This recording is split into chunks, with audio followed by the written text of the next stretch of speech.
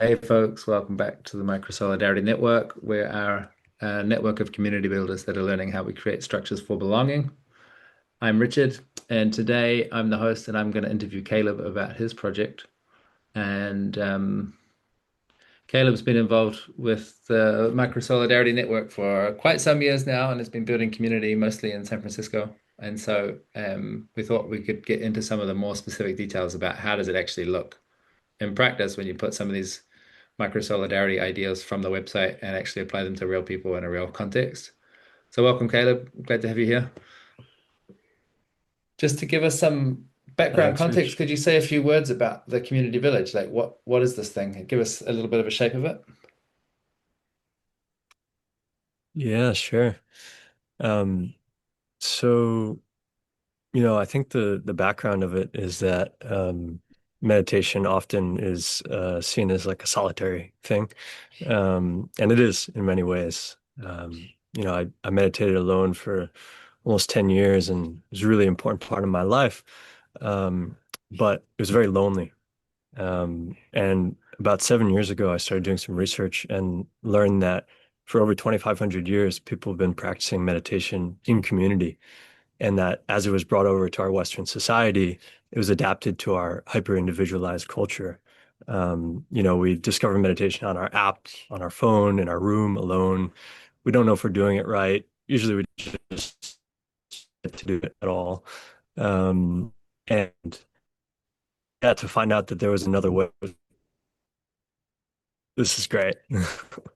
So Community Village was born out of that seeing that community as the missing ingredient. And so what we do is we say it's a community first approach to meditation. So rather than putting the teacher or the specific practice or the location as the center, we could put community at the center. So it's a peer-led, co-created, cross-lineage community. We meditate together, of course, but a lot of what we do is about building friendships amongst meditators. So mindful dinner parties, hikes, potlucks, book clubs, study groups, intro courses, field trips, all sorts of stuff to build community, build friendship, build connection amongst meditators. What difference would you say it makes to meditate in community rather than just doing it on your app by yourself? Hmm. I mean, I think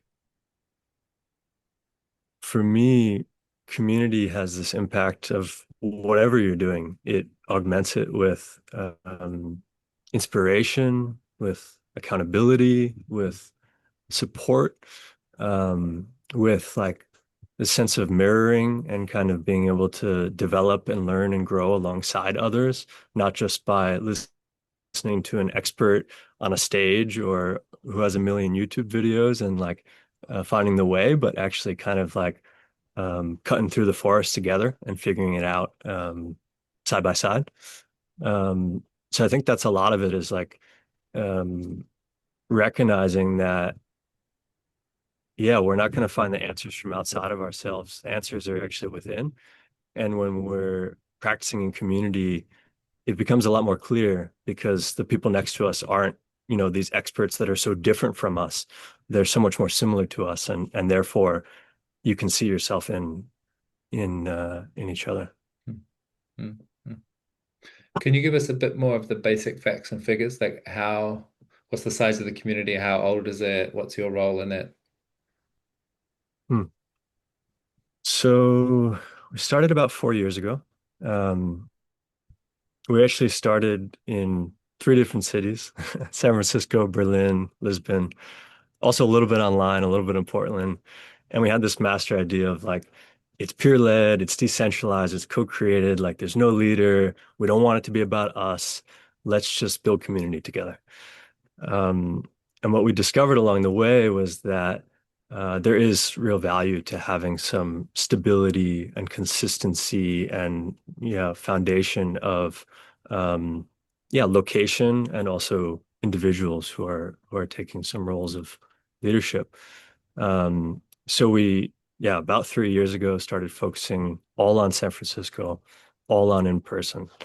Um, we have a wider community of, yeah, a few hundred people who have attended gatherings, who attend gatherings once in a while. And then we have a core circle of 45 people that we call the member circle. And that's like the experiment at the heart of the community. It's like, how do we create a community of mutual care where we're supporting each other in practice and in life, and allowing things to be kind of emergent in a way that's like, people ask me, what's the community going to look like in 5 years? It's like, I don't know. Like, you tell me that, if you want to be a part of it, like, let's do this together. Let's build this together. So a lot of what has emerged has come not from me or Nina, my partner, who I started it with, but from community members who got inspired and stepped into their agency to create what they wanted to create in the world and in this community. Hmm. I know we want to focus most of this conversation on the crewing practice specifically, but you did catch my Hmm, attention with this intro of saying, initially you wanted to be very decentralized and touching all these cities at the same time and working online as well. hmm, And it sounds like you maybe updated your thinking that you need a bit more, or that like a certain kind of centralized leadership is hmm, supportive for the community. I wonder if you would just say a bit more hmm, about what you've learned there, like especially your attitudes around leadership when it comes to trying to enable this hmm, community participation that you're describing. hmm. Yeah. Yeah, it's interesting. It's an ongoing exploration.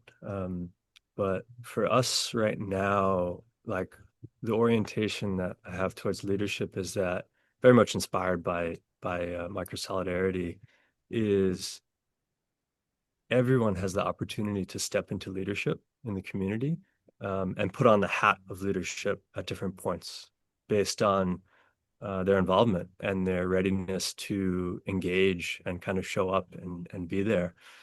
And so the potential for leadership is actually very high, right? Like, I would say that anyone in the community can become a leader of any level that they want to be, but it doesn't mean that everyone in the community will be that or should be that right now. Um, you know, I, what we do is we try and create opportunities for people to have micro moments and small roles of leadership so that they can see what it feels like and really, yeah, like I said, like step into this agency to say, you don't have to look to someone else to give you the answers to make your life better, to create the community you want to create. You can do that. And a lot of what I've been learning about as a leader is just how to empower people and support people to step into their own leadership. Um, so that's how I see leadership, and um, it's challenging. I mean, I think there's so much cultural conditioning around what a leader is, and what, who we send our complaints to, and who gets things done for us, and to really just turn that around to ourselves and realize that all of these things are within us. Um, yeah. And because, we're a meditation community, I think we have the benefit that we have practices and specific ways of kind of working with these things and learning about them. Um, yeah. I'm just Does that curious answer your about it question? because we've just recently hosted this gathering with I think there was 11 or 12 different retreat centers and community spaces and co-living communities represented in this Mm, in this event. And one of the themes there was definitely about attitudes towards leadership and authority. And I got the impression, obviously I'm just like projecting my own way of seeing onto the group, but I got the impression that one of the constraining factors as these communities develop is the willingness and the readiness of the people who hold the most power mm, to be transparent about that and to mm, just be straightforward about like, mm, yeah, I've got disproportionate influence here because I started the thing, or I own the place, or I just mm, have, access to key relationships or other kind of assets that mean that I get to steer this in a way that the average person doesn't. And if mm, if you can kind of hold that gracefully and as an act of service to the whole, it can be really almost invisible or very straightforward. But I've mm, seen some people who are in a de facto leadership position but have a whole bunch of like allergies and hang-ups about, Mm, well, probably bad experiences we've all had with authority and leadership. And so have this like really mm, complicated relationship. And I felt, yeah, it just became very clear to me how instrumental that is to like creating a thriving community, I think, is like just that relationship to hospitality and hosting and who's calling the mm, shots, who's setting the boundaries, who's got a view of the big picture and like what's in and what's out and where are we going. mm, So it sounds like you've kind mm. of grown into a position that Totally. seems moderately comfortable at least. Yeah, this it resonates a lot. I mean, a year and a half ago, I was that, and I think as well. Like, we had this allergy more to leadership, and we really wanted to like lean into this and encourage as much as we could this shared leadership. And I think what I didn't realize was just that by owning the leadership that I have, it actually supports others to take on and own their own leadership too. Um, and yeah. Yeah, so much resonance there. So we I developed a know. whole document kind of like outlining what do we actually mean when we say that it's peer led? What do we actually Mm, mean when we say co-created? Does it mean everyone can do anything? mm, Um, and kind of mapping that out. At the end of the day, it's like how many people actually read that or actually know that? It- Probably not that many. But the important part to me was actually doing that work individually and doing the work to get clear about it. And then now it's an embodied experience. Yeah. yeah. Yeah. Cool. Okay, well, let's get into the central topic which initiated this whole conversation in the first place, which is about how the village has been working with crewing. I know that this has been an ongoing question for you, and so I'd love to hear a bit of your experience. Like, why, Hmm. I mean, when you first started reading about crews, why what caught your attention, or like why did it seem useful, or what problem do you think it solves? Hmm. Yeah. Um, I love cruise so much. I really love them. And when I first discovered them, um, we had a like quasi crew format that actually was the way that Community Village started, right? So the way we started was a 30-day journey. It's a cohort-based program where you get together with 8 to 10 people. Every morning you get, a message with guided meditations, a little bit of content learning about, the neuroscience, psychology, or Buddhist teachings around meditation. And then every week you get together and we meditate and we share about our experiences and we connect and we kind of do these breakout groups and we do this kind of checking in and sharing and we do this checking out and all these qualities of cruise that it was just so powerful. And it was born just out of this need for meditating together and figuring out how to make this a social thing. But yeah, so I discovered cruise and I was like, yes, this is kind of what we're doing. This is like kind of helped me to understand the why behind the magic that I was experiencing. And then also gave me the next level of, okay, what do we do to improve? How do we make it even better? Um, and at the end of the day, like I see cruise as a vehicle for community building, where it's like the bare bones infrastructure that supports people to learn how to get together and how to support themselves and how to support others. And ultimately to see that supporting ourselves and supporting others isn't as different as we think it is, and that it's actually about supporting the whole. So for me, cruise is just such a beautiful vehicle to do that. Mm, Um, there's a quote I think from you, Rich, that I always share when I introduce cruise, something along the lines of like, it's the most reliable way to create a sense of belonging in a community. And that just resonates a lot, like having this scaffolding that is reliable to produce, um, yeah, the results of connection and mm, togetherness. mm. Yeah, What because about I'm you, in, Rich? Like, how do you share cruise right now? I want to know. Like, I'm just yeah. itching. I'm like, how do I describe it better? How do I be a better ambassador of Uh, cruise?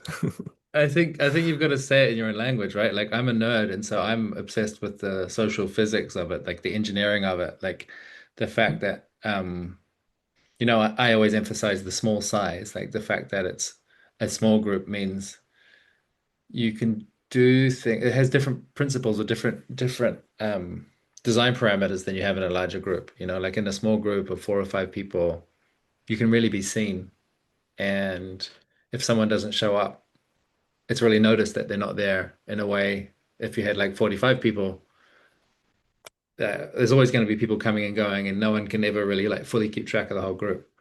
And just like that experience that so many people have of going to a festival or some retreat or something like that and having this like powerful moment of like I found my people. Um, that feeling of I found my people often doesn't actually ground out in any sustainable, dependable sense of belonging because of the size. Like if you found your people and there was 5,000 of them all at the same festival, like none of them are going to show up for you when you need them. It's very unlikely that they will. Um, you need to go to that next level of actually having the intimacy of a small enough group where everyone can be seen and heard and they can really know each other.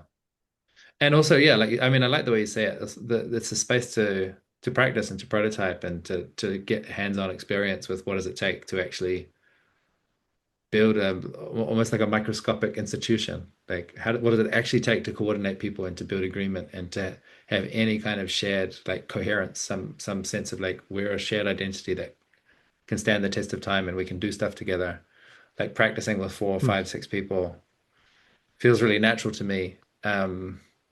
And even then, it's still challenging. It still can be nerve-wracking. It can feel exposing. It can feel like venturing to like make an offer and not knowing if it's going to be received well or not. Like it still gives you a real felt sense of like the challenges of leadership, but at a small enough scale where it's safe to fail. I did want to ask you about like Hmm. what's been challenging about it.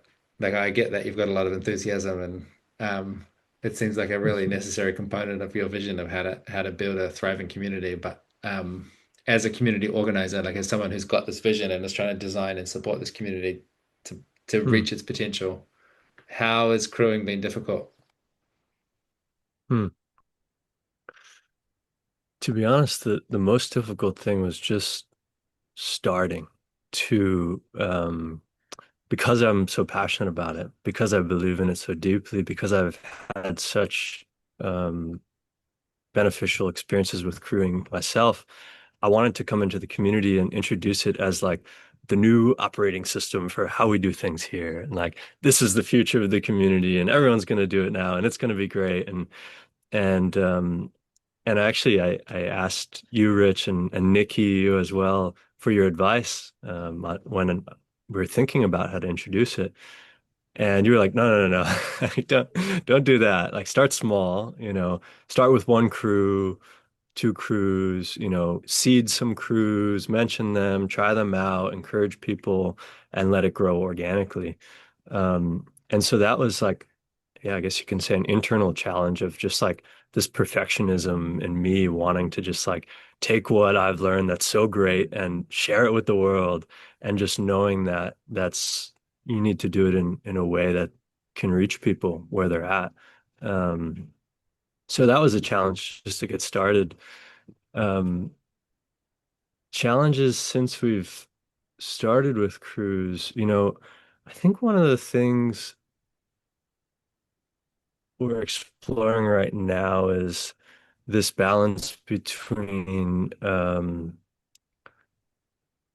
hmm, so one of the things that you guys also shared, I can't remember who it was, but there's a sense that like crews are most successful when people are really like, oh yeah, these are my people. And they're like really gelling and like having a good time together and feeling like, oh yeah, this is great. And part of what we're doing at Community Village is we're cultivating wholesome friendships. And what we mean by wholesome friendships is a friendship with the intention to support each other's growth and to support each other to cultivate wholesome qualities of heart and mind. So kindness, generosity, patience, loving kindness, qualities that aren't, oh, do I still have you? You got me. Yeah, cool. Um, yeah, these qualities that aren't supported in regular society, but are supported by science and wisdom traditions as being like the best. They make us happy. And so part of what we're doing is we're practicing wholesome friendship, which doesn't always actually mean like being BFFs, but it's something. Yeah, it's a different type of friendship. So a challenge has been actually navigating like, okay, how much of our crews are going to be like a little more like going against the grain, like practicing, learning, like training ground sort of, like internal, external kind of practice, and how much of it is more on the social side of actually like, let's go backpacking together because it's fun and it's awesome. Um, and I think what I'm learning so far is they're just different and they have different contexts, they have different intentions, they have different structures. And yeah, I think each of them are kind of just evolving naturally on their own paths. Hmm. Um, Do you have a mix of like some crews where the membership is like assigned and some where it's just people are naturally gravitating together based on affinity? yeah, yeah. Yeah, so that's the thing with the Wholesome Friendship Cruise is right now, when new members join the member circle, they're assigned a Wholesome Friendship Crew, or they're asked Yeah. if they want to join one, and then if they Yeah. want to, they're connected with people. And it's a really beautiful way to like enter the community and get to know people right away because it can be difficult, entering a new community to um, feel like you belong and get connected. Um, so that's really great because we connect people right from the start. And there's sometimes this expectation of like, oh yeah, so these are going to be my people. These are going to be my best friend. Like I've got them. And to allow that experience to be an experience rather than a defining element or like having the goal of finding these BFFs. Um, I think if you can do that, and if we can create a structure where that's encouraged and that's supported and that's beautiful, then I think what it will naturally lead to is these other ones also of like, okay, well, I learned what I liked about that. I learned what I didn't like about it. I learned who I connected with and why. And now I know like, okay, for yeah, a study group, I might be with people who I feel are less my people because they want to study the same topic. So in that way, they're my people. Mm. And for a backpacking trip, maybe it's like, yeah, these are my people because I feel more like, oh, I'm outdoorsy. And I don't know, it all comes down to like, what identities are we kind of associating with? And how are we then projecting those out on the world and thinking of who's going to be our people or not going to be our people? Mm. It's like when I went to Microsolidarity camp, I looked at people and I made these judgments. Oh, yeah, that person maybe is my person, that person's not, that person's my person, that person's not. And when I just kept an openness and I took things slow and I actually led with curiosity, I found that most of my judgments were totally wrong. And um, so yeah, I think crews actually have a potential Mm. to support some of these judgments and some of these like natural social tendencies to like be with these people or those people to fall away Mm. if approach with the right Yeah. attitude. I've noticed here we've been running the space Casatilo for like maybe 14 months now as a retreat center and co-living hub.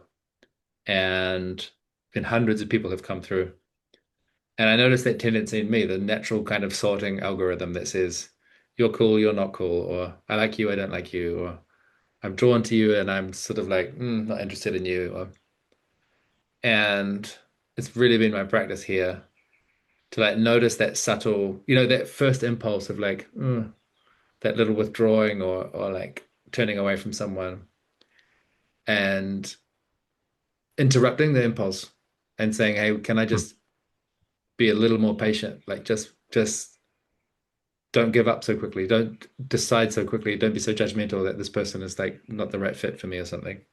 And it's been Hmm. so fruitful to bring that patience because like you said, like almost every time I discover something really lovable about them if I just subdue the impulse to immediately sort them into like cool people and not cool people or something like that. It's been really Hmm.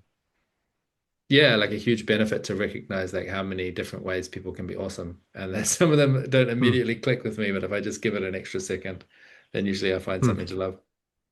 Hmm. Um, I was wondering It's a about beautiful, it's a beautiful practice, Rich. I just, I'm having chills hearing you talk about it because it's just so, so valuable and so needed, I think, in our society. And I think when there's people in community leadership positions who are doing that, people notice it because other people mm, are also making these judgments of who's cool and who's not. And when they see someone in a leadership position leaning in or being a bit more patient, they want to replicate that, and they see mm, the wholesomeness of it. And I noticed that recently we were driving around to Buddhist monks and just watching the way that they interact with people who I had judgments towards, and I thought, oh, this is a crazy question, or this is a silly joke, or this is a ridiculous thing to say. And I'm just like, there's so much judgment, and just watching the skill and ease with which they respond. And it's just like, wow, okay, that's what I want to nice. do. Let go of these judgments, you know? Mm, nice. Nice. And at the same time, keeping my my dad would say, don't be so open-minded your brain falls out. Like keeping my discernment online, like there's some kind of behaviors that are antisocial and like I want to be wise to that. And if I'm in a leadership position, still hold the boundary and say Hmm. like that's not on. Um, but I think that's it's like a different category of judgment that one. I wanted to ask you about how kind of how people react. Like I think the microsolidarity framework in general, and then like specifically crews, it is asking people to bring a little more intentionality and a little bit more formality to their socializing, which normally would be just left up to total emergence and like people just kind of go based on intuition or habit or norm, unspoken norms or something. And you're saying, hey, there's these specific groups have these specific practices, and we want you to opt in for this amount of time, and you're kind of making the rules of the game a lot more explicit.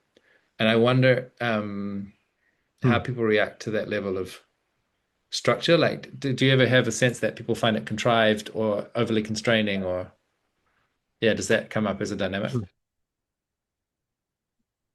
Yeah, so the Wholesome Friendship Cruise, we've done um yeah, I guess we did four and now we're doing three more.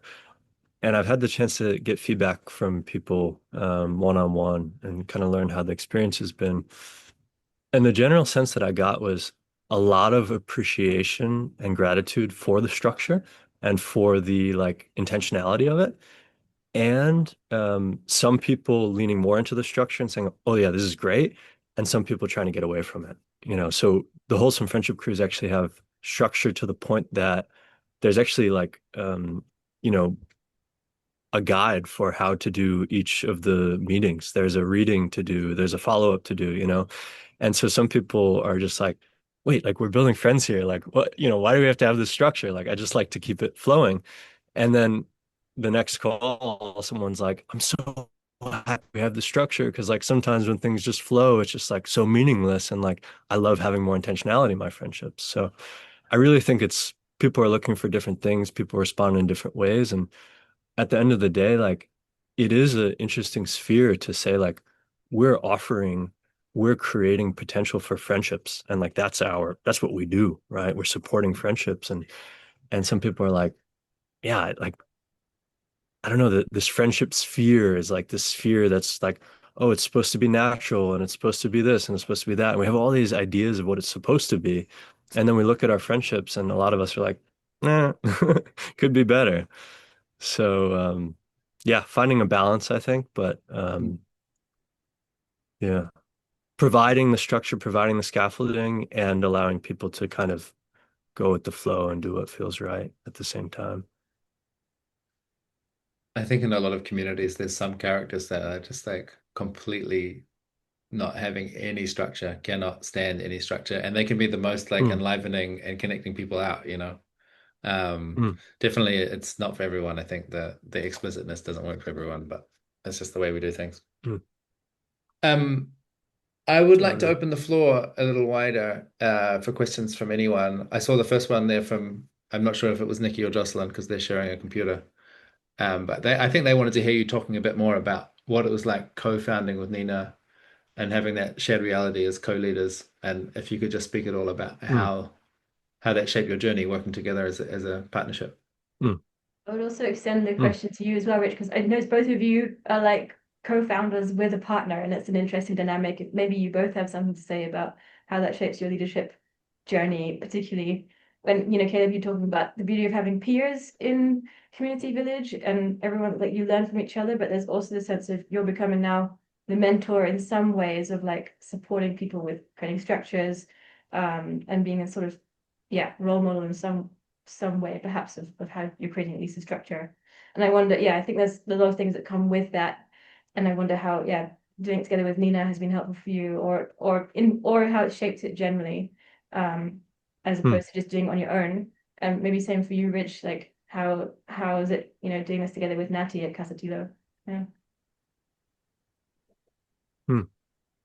Thanks for the question, Jocelyn.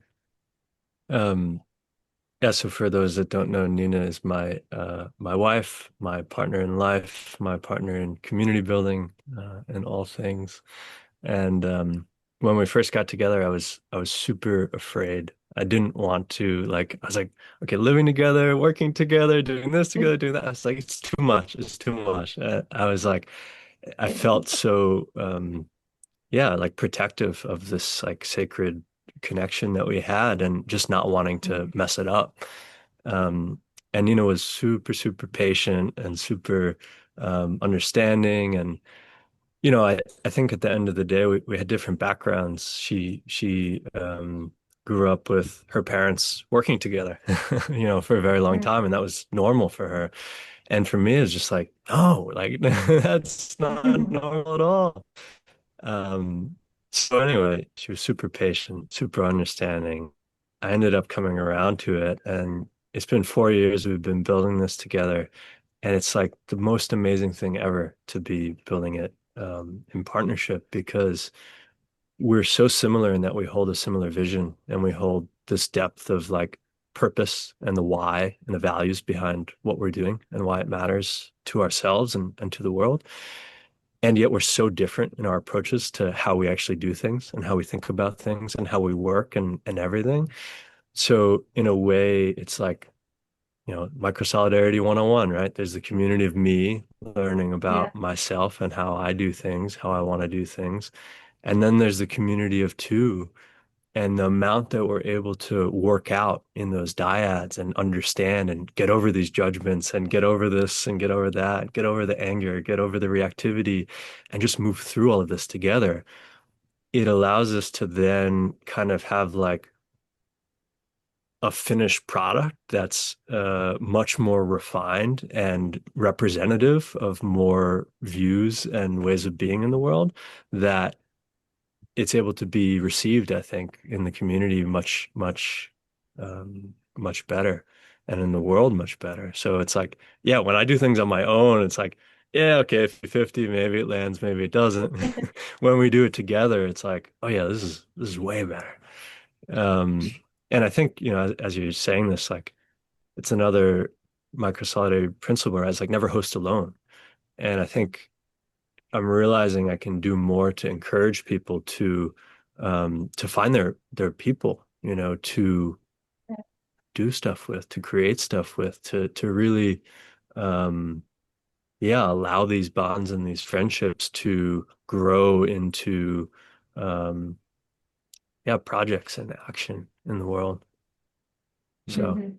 it's great. I love it. And it's really hard too. And really it's like where the most stuff comes up and the most challenges and the most everything.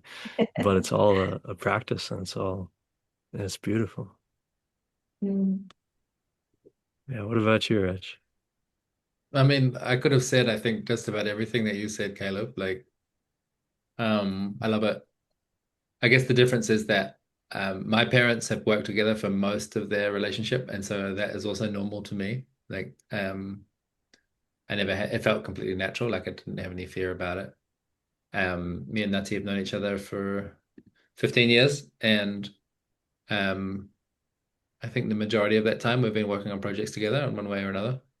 And like significant projects, like our main thing, it's usually made together. Um, yeah, it just makes sense for us. We have a lot of complementarity. Like we're just really extremely different people with different gifts, and somehow some mutual sense of respect that like the other person's difference is not a problem, you know, it's an asset. It's like they see the world a different way because they've got different experience and different talents. Um, like she's really excellent at designing a social process. Like if you're trying to get someone to have a particular kind of insight, or you're trying to create um psychological safety so you can have a tough conversation, or like whatever place you're trying to get a group, she's very sophisticated about how to design that process step by step to get people there and to adapt to like lots of different minds. Whereas I'm much more like, well, I'll just tell you the answer. I'll just condense it down as, finally as possible. Like, ta-da, here you go, which doesn't work nearly as well. But then I've got other strengths. Like I'm good at getting on stage and attracting a big audience, and that's like a necessary part of the process as well. And she hates that. She hates that. So there's that complementary pairing up. Um, and then I think we kind of take turns to be lazy or overwhelmed or sad or discouraged or like um stressed out, or like we kind of work as a unit, and you only need like one of the individuals to be well at any given moment. The other one can kind of have a tantrum or be a little bit out of order. The other one's like, okay, I got this. You're not fit for public consumption right now. Leave it with me. uh yeah, I don't know. This lately I've been thinking about partnership as a game where the objective is to like see who can be the more generous one, and you're sort of like out competing by who can give more. Obviously there's some people who definitely shouldn't play that game, but for me it's very wholesome. Yeah, it feels really natural. And then yeah, the never host alone thing. I think a big part of that is the kind of leadership we're doing is about demonstrating ways of relating, and an individual can't demonstrate a way of relating. You need a you need a dance partner. Like it's so much more, like if we want, for example, people to hold disagreement in a certain way, it's just much easier for me and Nati to disagree with each other in view of the rest of the group. And then that makes the point invisibly and like inarguably. Rather than I say, oh, if anyone has any disagreements, it's fine if you bring them. Like I can say that, but actually seeing how that works in practice, I think, is much more persuasive. And that's one example of many Hmm. where there's like ways of relating that we're trying to embed into the community, and just like, well, by relating to each other, we're the first template that other people are copying. Hmm. Yeah. Nice, thanks, Wondering what guys. else is on people's minds. Any questions or inspirations or bubblings? Andreas. Yeah, I have a curiosity.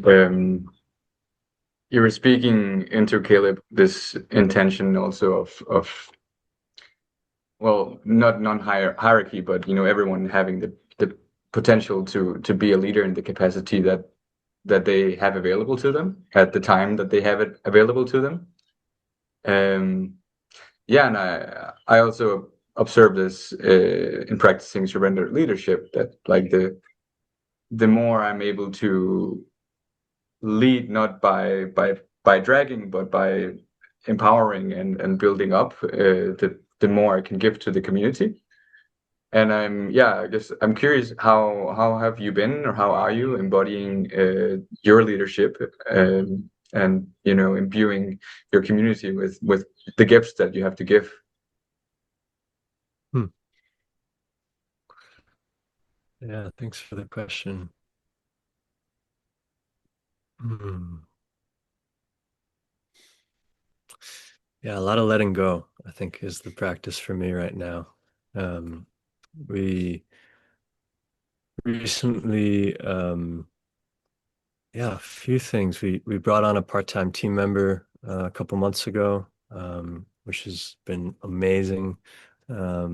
We have a couple people who are stepping into increasing roles of leadership, facilitating different types of gatherings that previously only Nina and I and one other person, one or two other people have facilitated.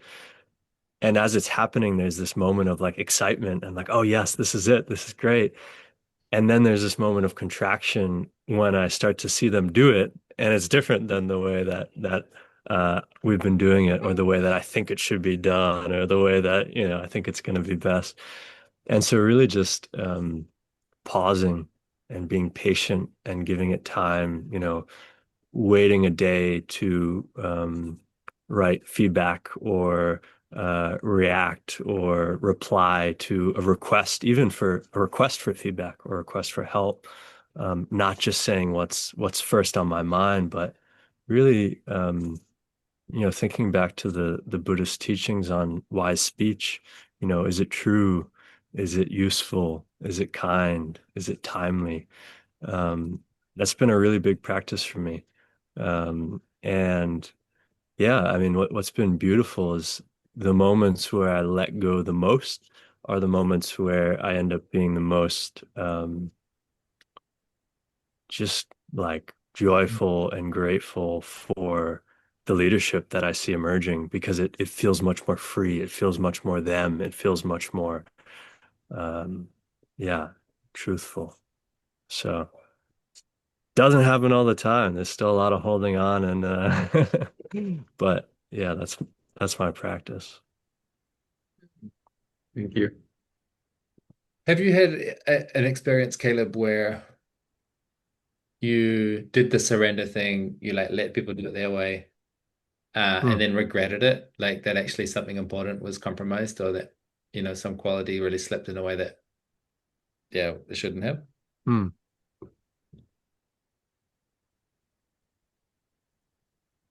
Yes, I have. And when I reflected on it, I wasn't able to actually determine if it was that or if it was other causes and conditions that were just different. So I think in the end, like, yeah, I would say yes. And there's a tendency to just have this self view that, like, Nina and I were talking about this the other day. It's just like, if I did it, it would just be a little bit better. And it's just not true. It's just not true. If I did it, I would like it a little bit more. Yeah. But, I was just collaborating with our new team member, Stephanie, on this new mindful co-working crew that we're starting. And I just realized that, we both had the same intention, that we wanted people to stay for the entire session, for it to be a container that we create together. But we had different ideas of actually if that would happen more likely if it's a shorter day or if it's a longer day. And it was just such a clear example of like, oh yeah, we want the same thing. We've never before. We don't know what's going to work, and we just need to choose one. So, why does it have to be mine? Like it should be other people's, I think, more often as we grow, in order to have a more diverse and yeah, just like interesting community, I think. Mm, mm. Yeah, it's definitely been a practice for me as I've grown into more leadership roles of learning to distinguish what's my personal preference from what's an actually like legitimate principle around how Hmm. we do quality, or how do we do safety, or how do we like what's the vision? I feel like as a founder, you are more in touch with the vision than anyone else. Like you have an intuitive felt sense of like what's right, or like what's out of bounds maybe. And it's been a process for me to learn, because I also have my like perfectionist tendency, like everything should be done exactly the way it is in my head, and that's how we know it's good. Like it's obviously very immature, but there's this script that's running, and having to learn, like I think a great example, because microsolidarity has way too many syllables, someone started calling it miso, And I had this impulse of like, oh, I don't like that. And I'm so glad that people call it miso because it really shows like people who care showed up and gave it the name that they wanted to give it. And it's not my choice, and it's not important for it to be my Hmm. choice. It's not like anything's been lost. I use it now. I've been persuaded. I'm sort of like actively We have the looking for same those thing. like those minor frustrations. I'm gonna have to get up and close the window because the storm has just showed up. I wonder if anyone else has questions or comments or inspirations on their mind. I'll just comment one thing. We have the same thing at Community Village. People started calling it CV, and I was like, oh, this is terrible. And this is years ago, and now it's just like normal and part Yeah. of course, CV. It's like way shorter than Community Village. It's just better for a lot of reasons. Yeah.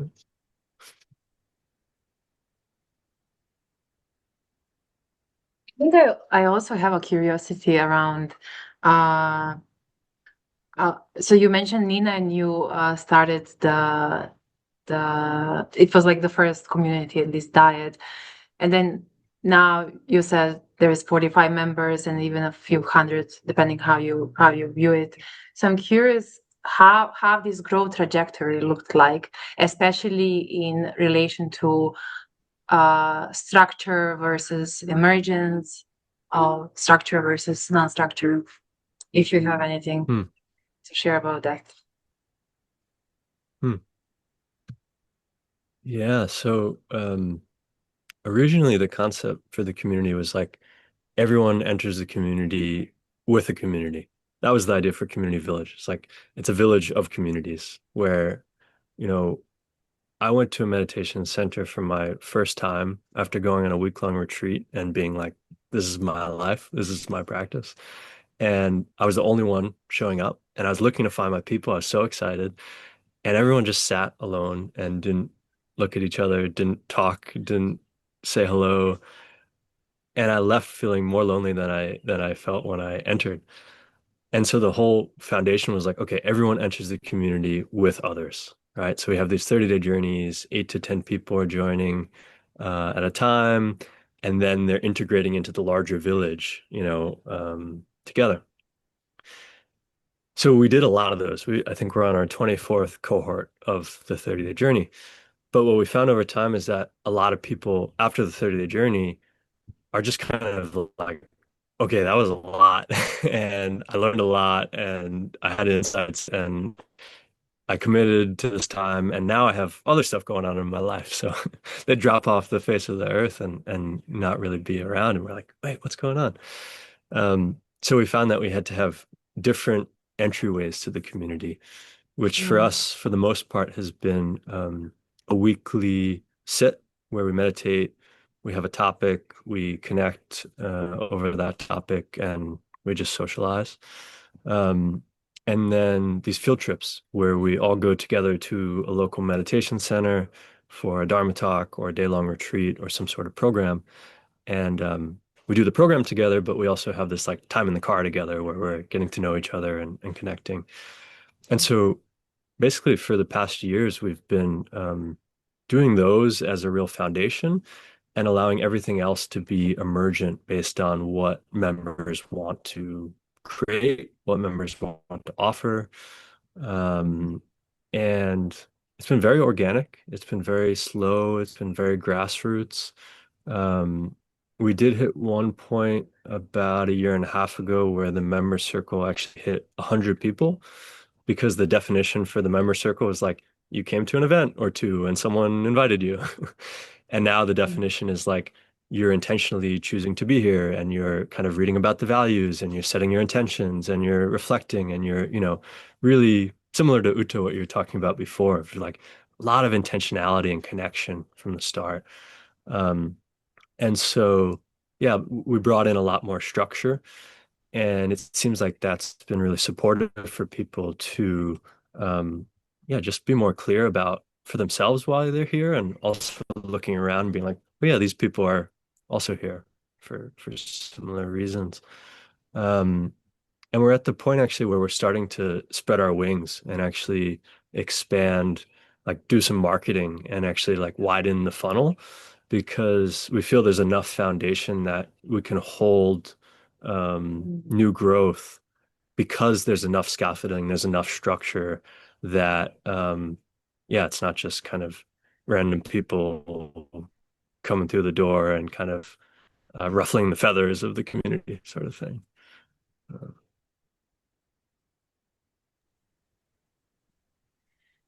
Would you say that there's any like specific bottleneck at the moment that still holds you back as a Mm. community?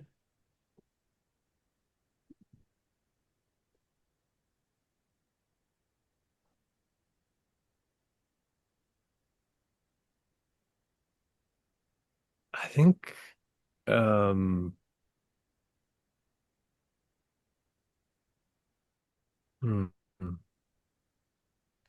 for me, the bottleneck I've been working with is asking for help and really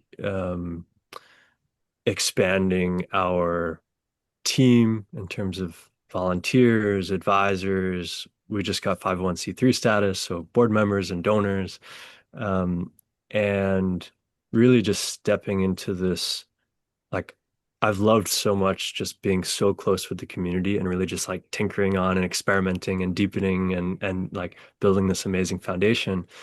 And now it's a little bit more about like, okay, let's share this with the world and let people know the beauty of what we're offering here and invite people into it because so many people are so desperately wanting this and needing this. And so there's Mm. this,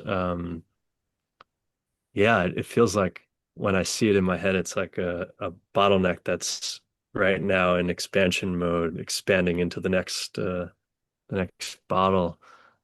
Where yeah, each time I ask for help and each time I just share what we're doing or ask for something, it just gets wider and wider and wider. And it's like, oh yeah, this is great. This is where I want to be resting. This is where I want to be for this next phase. So yeah. What are some of the biggest ways that what's the best kind of help you could receive at the moment? Um, I think, this like advisor, board member, donor realm is very new to me. And we have an amazing team of like people in the meditation Dharma world, like elders and people who are just incredible. And we don't have that much experience or connections with like people who are awesome with nonprofits, people who are awesome with Mm. fundraising, people who maybe meditation has changed their life and they're very financially successful and now they want to support others to do this too, whether with money or advice or whatever. So those are kind of like more of the kind of nuts and bolts, I guess, of like, yeah, we're a 501(c)(3) nonprofit, and like, what does that mean to grow into that and to scale while maintaining our values and our core, and yeah, just having the expertise and the skills and the network to do that. So if you know Uh, people, especially yeah, in the Bay Area, because we're very yeah. local, but um, yeah, all around. Uh, I mean, the Bay Area is going to be a good place to find successful entrepreneurs who are into meditation, right? yeah, There's got to be a good handful of spot just to the be. right people that are really excited about what you're doing and the way that you're doing it that are like the perfect fit. Hmm. Yeah, What would you do if yeah. someone said, "Hey, look, it's no problem, $1 million a year budget. What would you Mm. spend it on?" Hmm. It's funny because people often ask about this vision of like, yeah, what's it going to look like in 5 years? And I always have this response of like, I don't know. It's up to you. It's up to all of us. And I really mean that. And at the same time, I was with an advisor recently and just going inward and doing a bit of visioning. And I was very surprised to see one of the things that came up was actually a physical location. Mm. Um, and there was a time last year where there was a potential for a physical location, and there was some energy from someone in the community who wanted to explore it. And so we explored it and we went and we talked to people um, and yeah, I mean, it'd be fun. I think it could create space, but it'd be a lot of money and a lot of work. And so it's like, yeah, if someone wants to do it, let's do it. I'm in. If the community wants to do it and we got the money, like, let's do it. That's awesome. Having been running a space for the last year and a bit, I don't want to say anything negative about that vision. It's really fun. It's awesome. And it's a lot of work, my goodness. Yeah. Yeah, maybe another thing is like I was recently inspired by we went to this visioning session for this like contemplative center of various traditions and lineages and science and stuff around UC Berkeley. And just hearing some of the students talking about their struggles and their suffering around addiction to technology and feeling like their youth was stolen from them and these sorts of things. And you know, a lot of our community, it's oriented towards people in their 20s and 30s, but it definitely skews more like 25 and older. Um, so one other area would be cool to just like be able to serve college students more. Because I think it's such a transformational time of one's life. And we're in an area where there's a lot of students. Um, and I think we have a lot to offer there. And it's very different and very, yeah, a whole new kind of part of the organization. So that's another thing that I'd be excited to just be like, all right, let's plug this into universities and see how we can support. Yeah, that's awesome. Can imagine that being a real kind of like a leverage point as well, like to access a huge scale. Like once you've got a model that makes sense for one university, it probably makes sense for most universities. Mm. Mm. Yeah.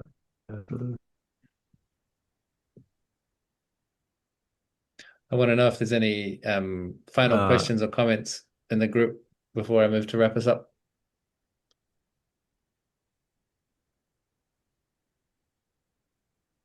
Rich, I'd love to ask you one or two questions that are on my mind. So, you know, we implemented Cruise. We're implementing Cruise at Community Village. Another thing that we're slowly doing is we're introducing it to this organization called the Buddhist Insight Network, which is a mutual support group for like insight meditation teachers and Sangha leaders around the world. And I'm finding in general that just like any community or organization I go into, I want to be sharing microsolidarity. And so I wonder just like, yeah, in a general sense, how can I be um, a better ambassador for, yeah, I asked you maybe about Cruise, but for microsolidarity as a whole, and how do you find actually the entry point for people where it's most, where it makes the most sense, you know, because I don't want to be like preaching this thing to people. And I also like, I want everyone to know about it. It's so great. So like, yeah, what are the doorways to microsolidarity that right now you think are most impactful for people? Yeah, personally, I don't try to preach about the value of the whole framework as it is, you know. I try to give people just a really like an exceptionally positive experience of being in a group. And I think the baseline expectation people have is pretty low. Like there's a lot of bad meetings out there. You know, there's a lot of dysfunctional events or like, yeah, group processes that feel really tedious or like no one made the effort to include me or, you know, there's like people have got pretty low expectations. So starting with like, can I just make this group experience a bit better than the average? It's usually where I go to. And then gradually ask for people to step up to more levels of commitment. Like I was gesturing at before about like, can we step beyond just the emergent flow and into something more intentional and a bit more structured? And like one of the access points that's really obvious to me is towards the end of a really lovely gathering where you have loads of cool people around and they're very excited and like buzzy about having had, just been on this retreat together or this conference or something, I will often intervene there and say, hey guys, something I've learned from doing this a lot is this sense of, enthusiasm and energy that we have today really won't last in the coming days when we all go back to our other lives with our other priorities and things, and that I can actually anticipate that there might be a bit of a come down or a heartbreak period after this. And if you too have experienced that before, like I can tell you the best solution we've come up with to address this is like find either one person or a small group of people that you particularly connected with while you're here and put a date in your calendar before you leave and say, we're going to meet online and we're going to just reconnect with whatever was the insight or the excitement or that, like if you're in a meditation retreat, say, what was that new practice or that new insight that you had? Like, let's just make a date where we can come back to it and help to close the gap between the retreat state of mind and the everyday reality. So that's been a really easy way. Like I think a lot of people have had that experience, and so they recognize that, oh yeah, I do want to find a better way to integrate into my real world. So yeah, I'm looking to like entice people with little breadcrumbs, and I wouldn't escalate to the big picture and say, oh, there's this whole framework and this body of knowledge and this cool community of researchers and facilitators and so on, until someone had really showed some kind of leadership appetite. Like that they're curious about, hey, why was that meeting so good? Or why do I feel a deeper sense of belonging here than I do in other groups that I've been in? Or like when they start to ask those kind of questions, then I would say, well, there's a framework, But I'm really shy about over-promising and under-delivering, because when it comes to things like belonging and any kind of social dynamics, it's incredibly contingent and complex, and you can't guarantee anything. And so like making a big promise and then people getting really disappointed, I feel like it's like quite counterproductive. But maybe I'm excessively humble due to the conditions of my birth being in New Zealand, and that's the way we roll sometimes. So I don't know. That's how it makes sense to me. Yeah. No, I like that a lot. And it mirrors, I think, a lot of the orientation towards meditation as well. It's like I notice that I'm taking that perspective that you shared with meditation. I'm not pitching people, telling them they should meditate. It's like if you're feeling some calling to it, then great. It's a wonderful thing. And like let's do it. But I do find myself pitching the community stuff. So I appreciate your seeing that difference. And Yeah. yeah. I think the trick is to like put that energy into hospitality. Like if you're excited about something, like invite someone to something meaningful rather than into like trying to be persuasive or like make the case this is if you all just saw the world like me, you'd be so much happier. Like just find opportunities to invite people to stuff, I reckon. Yeah, beautiful. Rich, I'm curious, there's one thing that as people kind of start trying cruise more and start making invitations, one thing that happens sometimes is they fall flat and no one responds. And I wonder, as a leader, how do you respond to that? And how do you support or not support or allow that to unravel? Yeah. Yeah, I think one of the reasons people don't take more agency or more leadership is it's emotionally risky. You're like exposing it, like saying, this is the thing that I want. This is my vision for how it works. And for people to say, we don't want that, or that's not relevant, or no one says that, but through their actions to demonstrate that they don't really care about what you care about. It's like learning how to be with that emotional experience, I think, is part of the process of growing up to be an effective leader. That's one part of it. But the other part, if you're really getting like no response or like a really weak sort of disengaged response, often that is pointing to some flaw in your user experience design. Like if I stand on the street corner in Barcelona and I say, dinner at my house tonight, you're all welcome, dinner at my house, 8 o'clock, everyone come for dinner. Like most people are not going to accept that invitation, and the ones that do are going to be really quite fruity. Um, Whereas if I can actually think of the specific person that I'm specifically interested in having over and say, hey, you know, this is what I have in mind, and this is why I thought of you personally, and like, Hmm. would you be willing, or like, do you have any doubts or concerns before you decide to come? Hmm. You know, having some personal, again, exposing, like it's exposing to ask one person and look them in the face when they say yes or no. Hmm. Um, but often I think that personal touch gives you way more useful feedback Hmm. than broadcasting. And yeah, if you can't think of a couple of personal people that you specifically want to be there, then it's like there's probably something a bit weak in the Hmm. invitation anyway. Hmm. If it's this very generic sense of like people will love it, like which people, where are they? Who do Hmm. you, yeah, how do you know them? Hmm. What other priorities have they got? You know, like you need that specific granular detail. Yeah. Yeah, I appreciate that. Are there any like frameworks or guidance that you give people on that? Because like when I'm offering a crew, I'm usually thinking like who, what, why, where, when, like basic, just like let's get the details down. Um, yeah, do you have any frameworks that have been supportive for people with this? Or is it kind of like you just let them try it and then like, I don't know, because I just feel that there's this thing of like, if people are quick to think, oh, I did something wrong, or people don't like me, or people Mm. don't like my thing, then they're not going to realize, oh, I just didn't actually say what day and time it is. So people couldn't, commit to Yeah, it. Or like, yeah, oh, I said yeah, like we're going to hang out the whole day and like people don't want to hang out the whole day. yeah, Um, yeah.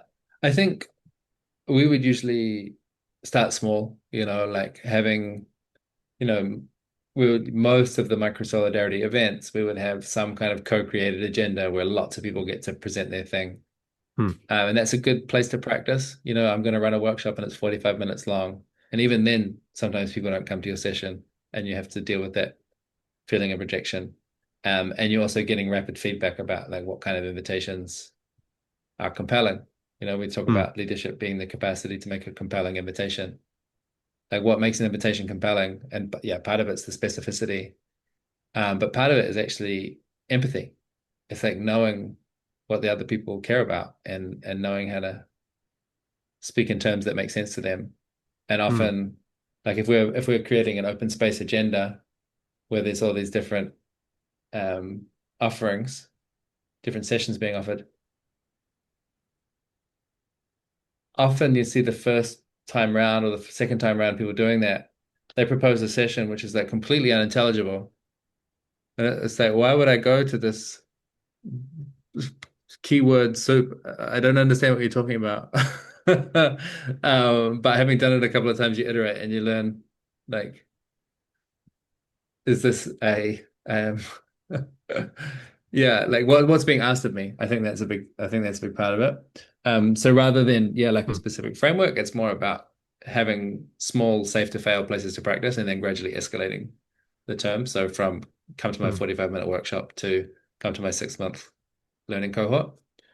Um, and then when it comes to frameworks, I think usually the way we think about that is giving people like a run sheet, like you described with the wholesome friendship cruise. Like there's 6 meetings. This is what you do in meeting hmm, one. This is what you do in meeting two. At the end, you're going to have a retrospective and make a decision if you're going to continue or not. Like hmm, actually architecting all of that with some degree of detail and giving it to people and saying, if you don't know what to do, run the script. Just stick to the script and that'll get the ball rolling. And then over time you can adapt it. hmm, But like, yeah, looking for ways to lower that barrier to activation. hmm, I think this is one of the good things about the Microsolidarity card deck, is there's a bunch of these kind of templated ways of thinking about how do you design your first cruise. hmm. Um, so that's it, yeah. That's my thoughts on the topic. Thanks for sharing We're that, Rich. we're close to the top of the hour, and before we say goodbye, I thought it would be interesting to have a moment for a notice board. Anything that we want to plug, anything we want to get out to enormous audience of Microsolidarity practitioners and friends around the world that are going to listen to this conversation later. This would be the time to do it. I want to start the ball rolling by just reminding people that in August, there's a Microsolidarity intensive, which is going to be an awesome training in how do you actually learn the practical patterns of creating belonging and meaningful connection and effective collaboration in groups. That is going to be like very fun. And incidentally, there's going to be a total eclipse. So that's 11th to the 15th of August, and then followed immediately by a co-living week for people from the network to stick around. So that's at our place in Casa Chilo. If you want to know more, you can find it on the website, microsolidarity.cc. And if I'm good, I will put a link in the show notes. But I wondered if there's other things in the room that want to go on the notice board to just tell people about, hey, we're doing this thing.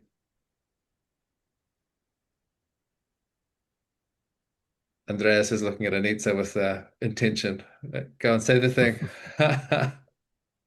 I feel I'm not sure exactly what to share, but I'm here in Italy by NHS invitation, exploring how to create a community where creativity can flourish. And yeah, it has turned out to not really play out the way that it was expected to play out, but now there's a new moment and a new opportunity to start something. And yeah, I find that this microsolidarity framework speaks very much to the same wisdom of how to actually cultivate a space where we can create together. So I think it's the invitation I want to give is to go into an NHS Substack and read this Wild House Manifesto. And if it's something that resonates and you have energy on it, to get in contact with one of us. This was a surprise. Okay, thank you, Andres.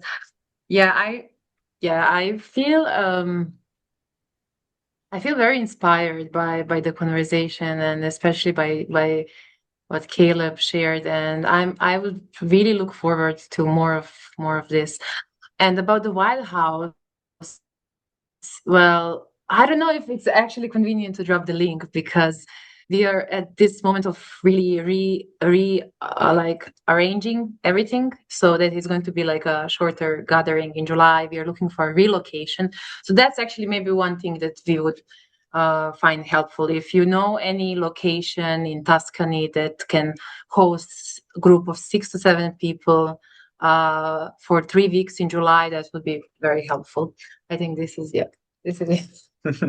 Thank you.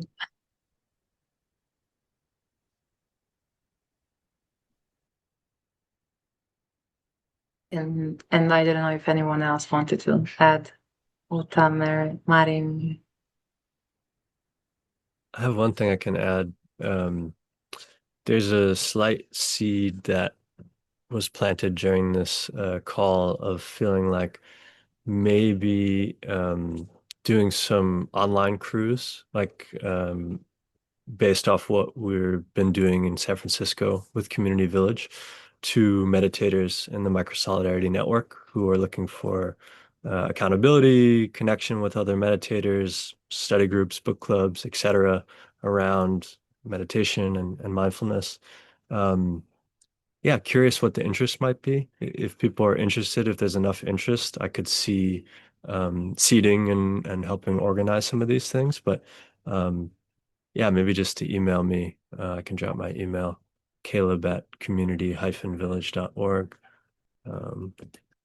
if that interests you.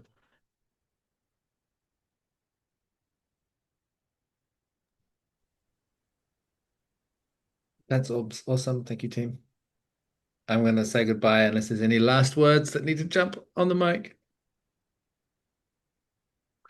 Rich, I want to say thank you. Thanks for all the support, wisdom, for the invitation to chat about this.